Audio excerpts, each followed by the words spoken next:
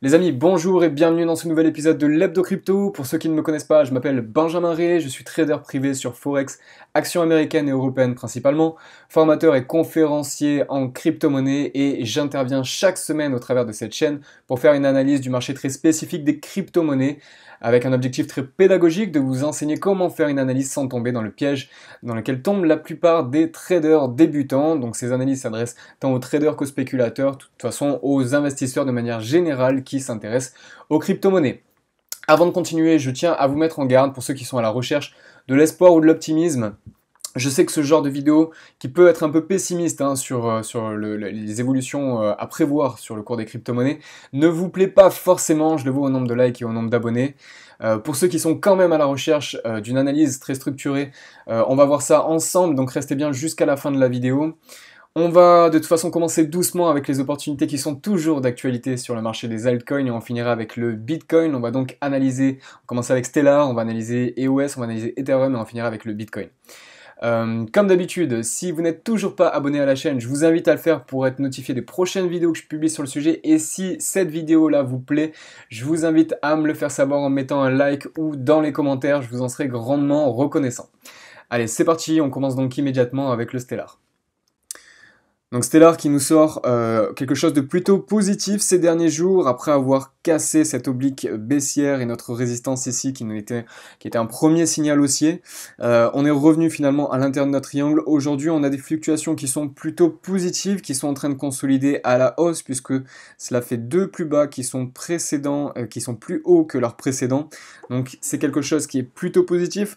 Donc sur Stellar maintenant ce qu'on va rechercher, eh bien, c'est le franchissement d'un point pivot que l'on n'a toujours pas franchi à ce jour, et c'est les 0.24 ici, je vous l'avais indiqué la semaine dernière. Donc notre triangle ici a été cassé, on peut de toute façon le supprimer et on va avoir un nouveau point pivot. Donc un nouveau point pivot qu'il va falloir prendre à la légère, d'accord? Ici c'est un point pivot, un petit point pivot à passer pour pouvoir potentiellement prendre une position acheteuse sur Stellar. Stellar qui a un cours pour l'instant qui évolue à l'intérieur d'un range, on va dire, mais il va falloir passer ce deuxième point pivot ici pour vraiment avoir une confirmation du mouvement haussier. Malgré cela, vous le voyez sur Stellar, on a quand même une évolution qui est plutôt positive.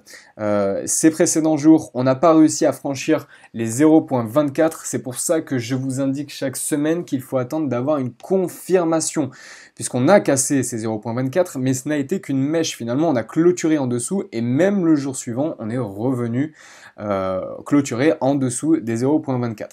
Donc à suivre, Stellar, son évolution pour l'instant, elle est plutôt positive, ça fait même 3 plus bas qui sont plus hauts que leurs précédents ici, donc on a 1, 2, 3 plus bas, donc c'est plutôt positif. On va pas parler ici de vague d'Elliott, mais c'est quelque chose qu'il va falloir surveiller pour ceux qui souhaitent se placer sur des altcoins. Stellar a un potentiel important à nous délivrer, mais il faudra attendre d'atteindre notre point pivot, le principal, enfin le premier qui est au 0.24 et le principal qui est au 0.29 voire 0.30 ici. Ok? Donc Stellar plutôt positif concernant EOS. Concernant EOS, nous sommes en range comme le Monero. Donc on a notre résistance et notre support qui forment un canal neutre, on appelle ça un range. Et la semaine dernière, je vous avais indiqué que étant totalement neutre parce que en position au milieu de notre range, il nous fallait attendre soit de revenir sur notre résistance, soit de revenir sur notre support pour prendre une position. Attention, ce qu'il faut analyser lorsque vous prenez un certain actif, c'est l'analyse du sentiment global du marché. Nous sommes effectivement aujourd'hui revenus sur notre support. Donc stratégie précédente oblige, nous devons normalement prendre une position acheteuse ici avec un objectif sur notre résistance sur le haut du range. Malgré cela, il faut attendre d'avoir une confirmation. Une confirmation, ça peut être un avalement haussier comme cette grosse bougie verte. Cela indique que le marché est prêt à repartir. Quand on dit que le marché est prêt à repartir, ça veut tout simplement dire que les autres investisseurs et les autres traders sont prêts à racheter de cet actif. Donc aujourd'hui, on est revenu sur notre support, mais l'évolution du Bitcoin a quand même toujours une influence sur les altcoins et cela peut mener à un crack général du marché des altcoins.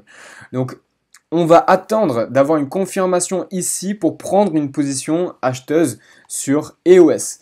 On est toutefois, ce qui est positif, revenu sur notre support.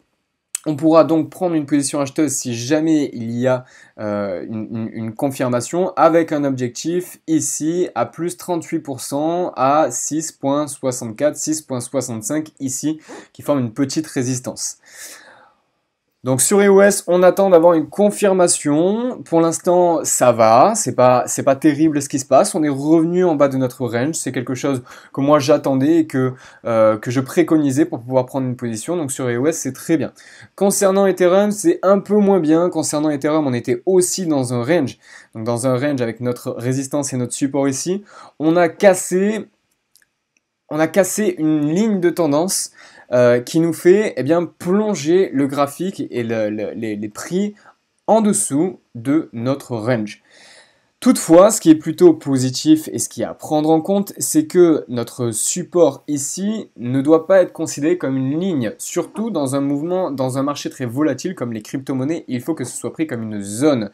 Puisqu'on a un autre plus bas ici, hop, ici, ce point bas ici, vers les 150 €, c'est ce point bas ici aussi qui peut faire office de support sur Ethereum. Donc vous l'avez compris, l'évolution dans les prochains jours va être décisive, que ce soit pour Ethereum ou pour les autres cryptos ou les autres altcoins.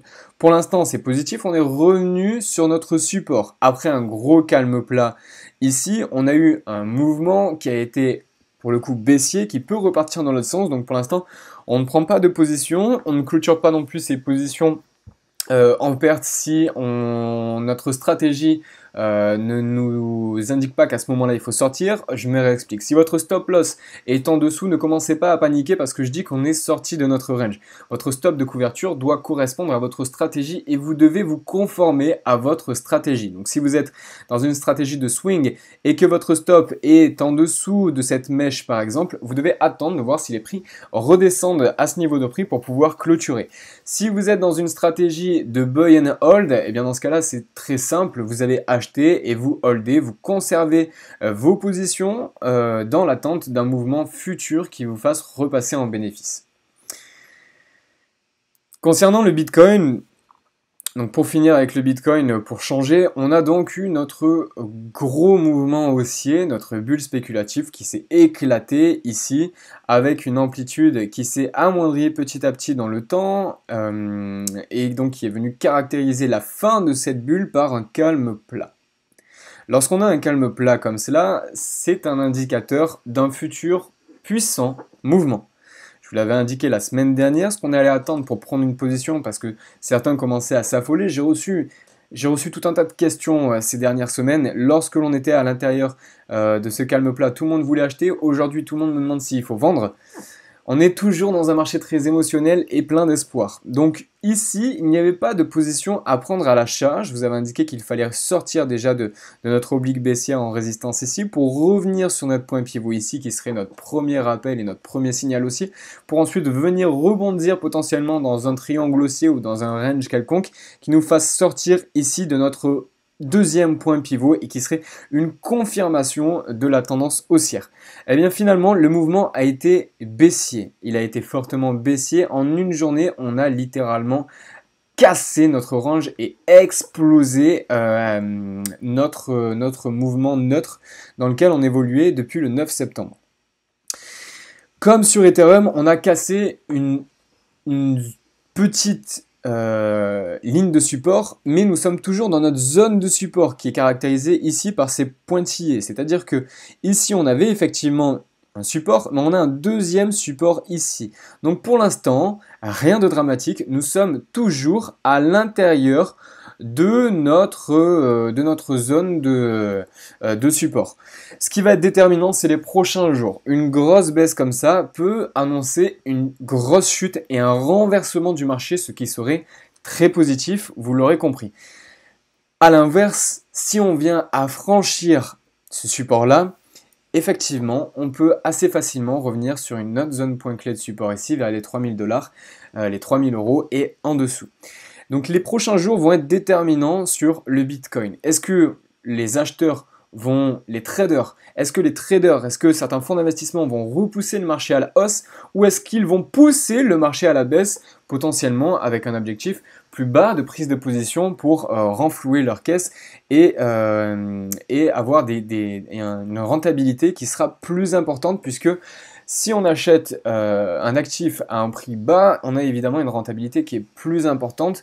Il y a des personnes sur le marché des crypto-monnaies qui est un marché très manipulé, on peut le dire, hein, sans se cacher. On peut très facilement avoir des cours qui sont baissiers volontairement dans l'espoir d'avoir un cours qui soit plus bas. Attention, ce que je dis, c'est de la simple théorie, c'est de la pure théorie, c'est du vent ce que je viens de dire, d'accord? Mais il faut le prendre en compte quand même. Donc pour rassurer ceux qui ont besoin de l'être rassurés ou pas, voici ce qui peut se passer les prochains jours.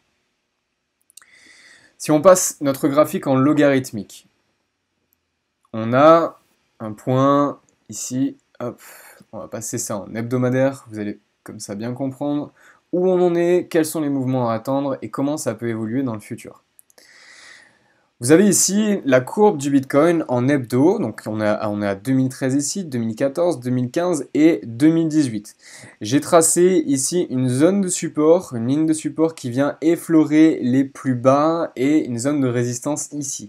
Cela nous permet d'avoir une visibilité sur la dynamique qui est en cours. Vous le savez, quand on est dans un range ou dans un canal, hein, on va rebondir entre le support et la résistance.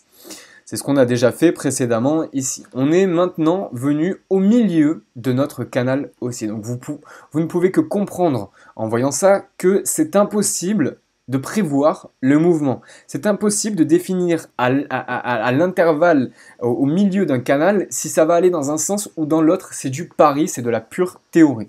Je vous le rappelle, faire des prévisions, faire des projections de prix a une importance pour pouvoir définir ces niveaux de stop, que ce soit en take profit ou en perte, mais pour pouvoir prendre une position, il faut se fier uniquement à des faits avérés et à ce qui s'est déjà produit. Aujourd'hui, ce qui s'est produit, cela nous a fait revenir au milieu de notre canal. On ne peut donc pas savoir si on va revenir directement sur le haut de notre canal ou bien si on va petit à petit venir s'écraser. J'arrive pas à le trouver. Ou si on va venir petit à petit s'écraser. J'arrive pas à trouver ma flèche. Elle est censée être... Excusez-moi. Donc est-ce qu'on va revenir ici ou est-ce qu'on va revenir s'écraser sur notre support? C'est impossible à dire. Toutefois, c'est quelque chose qui est envisageable. On peut très bien revenir sur une zone proche des 2000-2500 €. C'est quelque chose qui est envisageable. Et cela n'impactera absolument pas la dynamique haussière qui est en cours sur le Bitcoin. Cela engendrera juste une dernière phase qui est assez régulière lors d'un éclatement de bulles spéculatives comme ça. Et c'est celle plus que du désespoir de la capitulation. La phase de capitulation, je pensais qu'on y était arrivé, je me suis rendu compte finalement en faisant mes analyses et au discours de certaines personnes qu'il y avait finalement encore ici beaucoup d'espoir. Nous n'avons donc pas encore entamé cette dernière phase de capitulation. Peut-être que c'est celle que nous sommes en train d'entamer, c'est le scénario le plus pessimiste, hein, celui de revenir sur les 2000 €, 2500 €. Peut-être que nous sommes juste en phase de grosse correction avant un retour. Pour l'instant, c'est impossible à dire, on se reverra la semaine prochaine pour voir comment ça a évolué. De toute façon, vous devez vous fier à vos stratégies. Soit vous êtes en buy and hold et vous conservez vos positions et vous rachèterez potentiellement plus bas. Soit vous êtes en swing, vous avez touché votre stop et dans ce cas-là, vous sortez une partie de vos bénéfices ou bien de vos pertes si vous êtes en perte. Voilà pour cette analyse. Les amis, je vous invite à me faire savoir dans les commentaires ce que vous en pensez, si vous êtes d'accord ou pas avec moi. Moi, je vous dis à très vite. Je vous souhaite une très bonne semaine, de très bons trades. C'était Benjamin Ré. Ciao, ciao tout le monde.